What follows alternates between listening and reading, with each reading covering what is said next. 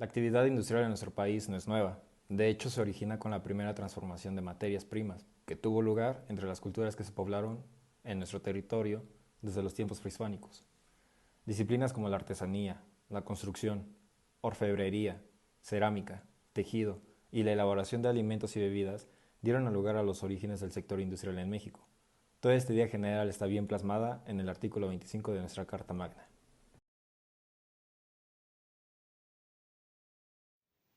En el sector industrial encontramos instrumentos jurídicos que se encargan del desarrollo económico. En primer lugar tenemos a los subsidios. ¿Qué son? Los subsidios son asignaciones de recursos federales que se otorgan a través de dependencias y de entidades a los diferentes sectores de la sociedad. Esto para fomentar el buen desarrollo de las actividades que son prioritarias para el sector social en general. Existen tipos de subsidios. En primer lugar tenemos el subsidio a la producción, que como bien lo dice, se encarga de la transformación de los bienes. En segundo lugar, los subsidios a la distribución, que es la comercialización y la distribución de esos mismos bienes y servicios. En tercer lugar, encontramos los subsidios de consumo, que son los que se encargan de liberar los precios de los servicios y los de los bienes. En cuarto lugar, encontramos los subsidios a la inversión, que son destinadas a promover y a mantener las inversiones en el sector social, tanto en el privado como en el público.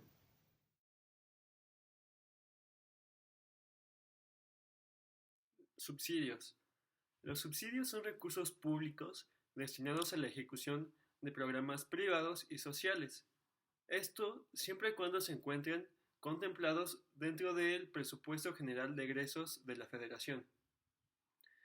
En el artículo 28 constitucional se establece que se deben de entregar subsidios a actividades prioritarias de interés general y de carácter temporal, siempre y cuando no afecte a las finanzas de la nación. Generalmente se distribuye mediante programas de apoyo a través de dependencias y entidades a los distintos sectores de la sociedad con el propósito de apoyar sus operaciones, de apoyar el consumo, la distribución y comercialización de los bienes, motivar la inversión y promover la innovación tecnológica. El propósito es contribuir al incremento de la productividad de las industrias mediante el otorgamiento de apoyos temporales a proyectos que fomenten la utilización de nuevas tecnologías productivas. Los estímulos fiscales son aquellos que se autorizan a través de un grupo colegiado de dependencias mediante los cuales se permite a personas físicas y morales aportar recursos a un proyecto de inversión y disminuir su monto de aportación del pago de su impuesto sobre la renta. La franquicia en el ramo industrial se asemeja a un subsidio, en tanto que puede repercutir sobre los precios de los productos o las utilidades de la empresa, en función de los objetivos que se persiguen y por tanto del tipo de impuesto afectado. En el decreto que establece los estímulos fiscales para el fomento del empleo y la inversión en las actividades industriales se establece que se otorgarán para aumentar el empleo, para estimular la inversión en el desarrollo económico del país, para fomentar la producción nacional de bienes de capital y para promover un desarrollo regional equilibrado. Los estímulos fiscales que se establecen en el decreto consisten en créditos contra impuestos federales que se harán constar en certificados de promoción fiscal que expedirá la Secretaría de Hacienda y Crédito Público. Desregularización económica. Esta es la eliminación de una restricción legal acerca de la actividad económica impuesta por el Estado a los agentes económicos, es decir, es la liberación de las fuerzas competitivas. En México en 1980 comienza el proceso de desburocratización y simplificación de los trámites para la apertura de negocios, licencias de construcción y permisos, pero no dio resultado la desburocratización ya que no fue suficiente para que se creara un crecimiento económico. Actualmente se habla de una mejora regulatoria. Esto quiere decir que deben de eliminar las barreras regulatorias que inhiben la productividad de las empresas en los mercados. Esto significa que deben de crear nuevas leyes que deben de ser claras, eficientes y eficaces para lograr la certidumbre jurídica y que normalicen los estándares internacionales que permiten contar con productos de mejor calidad y de seguridad al consumidor. Para lograrlo, el Estado impulsa una agenda en común de mejora regulatoria. Esta agenda debe de incluir una revisión normativa, simplificación de trámites, medidas para facilitar la creación de empresas y debe de fomentar el uso de nuevas tecnologías.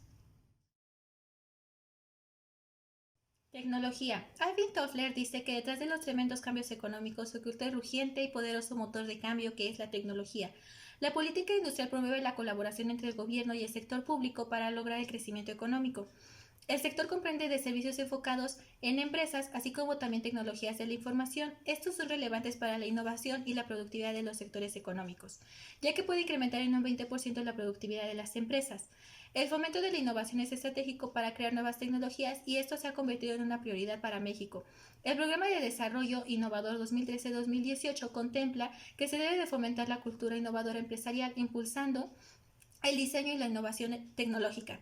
Esta política debe de rendir resultados en México, ya que este se encuentra rezagado en innovación y según el indicador de capacidad de innovación 2013, sitúa a México en el lugar 75 de 144 países, ya que este tiene un bajo costo en cuanto a la ciencia, tecnología e innovación.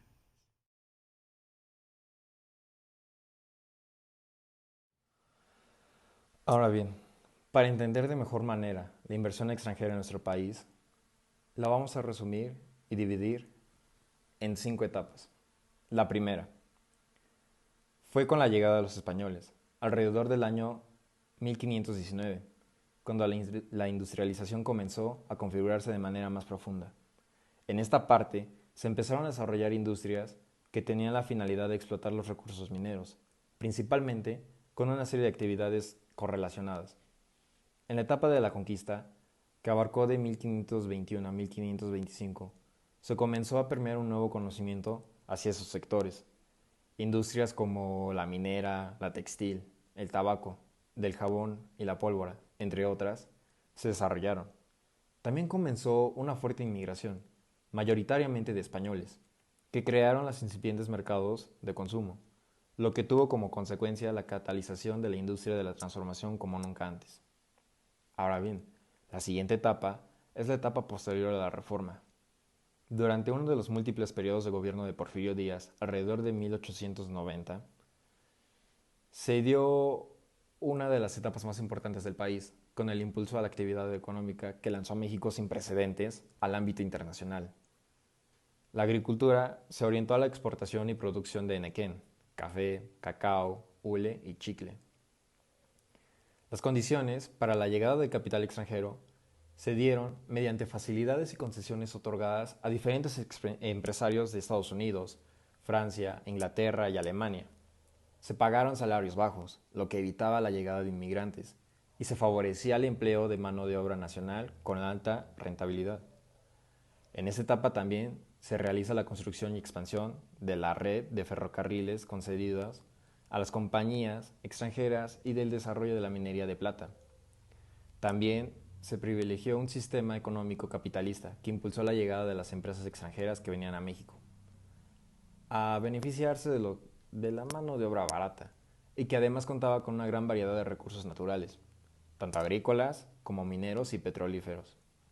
En esta época se potencializó la creación de la industria del transporte, privilegiando al comercio y las comunicaciones, con la implementación del telégrafo y posteriormente el teléfono, con la instalación de diversas compañías privadas, lo que le dio el inicio al servicio telefónico de larga distancia.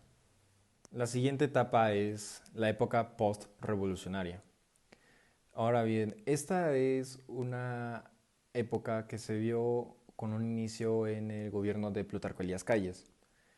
Eh, si bien hubo grandes transformaciones en el sector agrario, encumbrados en la nueva ley en ese entonces de la repartición de tierras ejidales, no hubo un gran crecimiento económico dentro de la industria debido a las políticas populistas de ese entonces. Hasta finales del periodo del presidente Lázaro Cárdenas, en el año 1940, se crearon las bases para tener la infraestructura necesaria, lo que dio vialidad a las zonas de producción agrícola, con infraestructura carretera y dando mayor conectividad hacia los centros de consumo. El régimen cardenista se distinguió también por el apoyo otorgado a la actividad industrial del país, estimulando la participación activa de los inversionistas mexicanos, aprovechando la crisis económica mundial de 1930, que provocó también la retirada de los estadounidenses, cuyos capitales ya no se verían intervenidos en nuestro país, así como la irrupción de la Segunda Guerra Mundial.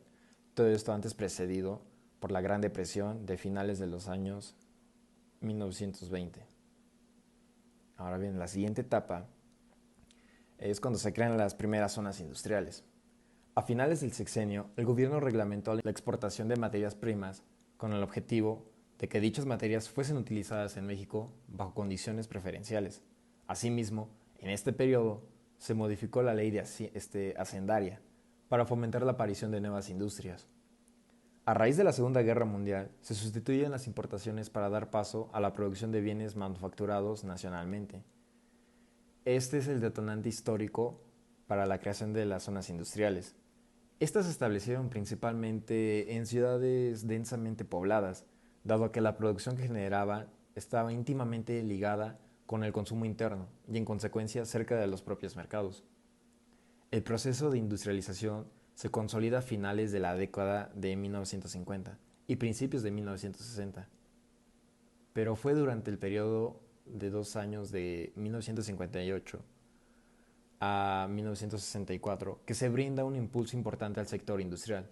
Las fábricas instaladas se incrementaron en niveles de hasta 52%, lo que trajo como consecuencia la primera planeación urbanística para el asentamiento de los primeros polos del desarrollo industrial.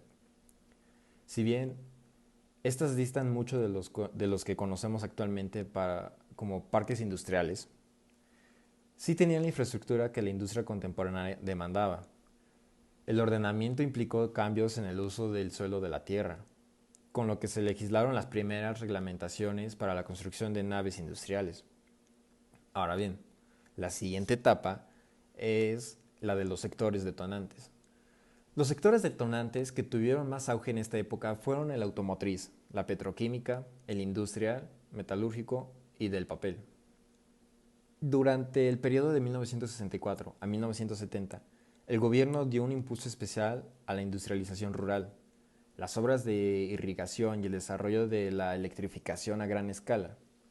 En este periodo cobran más relevancia las zonas industriales dentro de las ciudades que, sin ser los parques industriales como los que existen actualmente, sí tienen un fin bien definido y específico. También empiezan las agrupaciones de condominios industriales y diversas agrupaciones que buscan el bienestar común para las empresas establecidas en dichas zonas. La minería también tiene un resurgimiento. Se les da asistencia técnica a 3 entidades para localizar futuras zonas industriales y promover productos que eran factibles de elaborar en un país con condiciones remunerativas. También se concedieron diversos estímulos fiscales.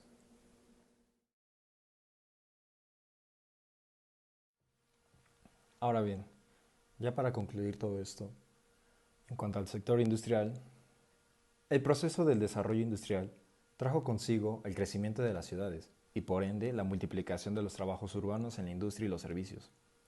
Asimismo, a partir de este periodo, se incrementa de manera exponencial el fenómeno de las industrias maquiladoras en diversas ciudades fronterizas del país. Es a finales de la década de 1980 cuando se podría decir que surgen los parques industriales bajo la definición que prevalece hasta el día de hoy. La consolidación de estos parques se incrementa a partir de los años posteriores a 1990 y continúa creciendo de forma vertiginosa en el territorio nacional con la creciente demanda de productos para el consumo interno, así como para la globalización. Bien, nuestro país ha suscrito tratados de libre comercio con más de 45 países, lo que ha sumado a nuestra privilegiada posición geográfica. Ha hecho que la industria nacional e internacional nos vea como un lugar único para la manufactura y la distribución de diversos productos. La integración en las cadenas de suministro globales ha experimentado en México una profesionalización con la mano de obra, procesos de desarrollo de tecnología y optimización de costos que repercuten en ventajas competitivas en los productos terminados, lo que ha traído como consecuencia una importante inversión local y extranjera por parte de desarrolladores industriales inmobiliarios, a fin de albergar diversas industrias que encuentran en México su campo idóneo para el desarrollo.